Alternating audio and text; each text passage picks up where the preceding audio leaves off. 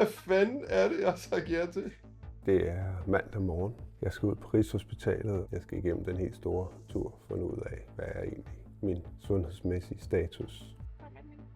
Var det det? Det var det. Hold kæft, det er du god til. Ja, jeg skal lige se. Ja tak, det kan jeg ikke kigge på. Jeg synes jo egentlig, at jeg lever et ret sundt liv, men jeg er ret glad for at spise slik. Jeg løber en del, men jeg får faktisk stort set aldrig min puls op længere. 10. minut bliver det så. Aller sidste her. Ja, vi holder her. Ja, og så har jeg selvfølgelig ikke styr på hverken blodtryk eller blodsukker og alt den slags der. Jeg tænker, det er, som det skal være, men jeg vil også godt vide, om der er noget. Jeg er jo her for forhold blodtryk. Det er 142 over 83. Det er lidt højt, ikke? Så den lige til den høje side. Jeg glæder mig faktisk til at tage den der konditest. Tænker, jeg er okay form.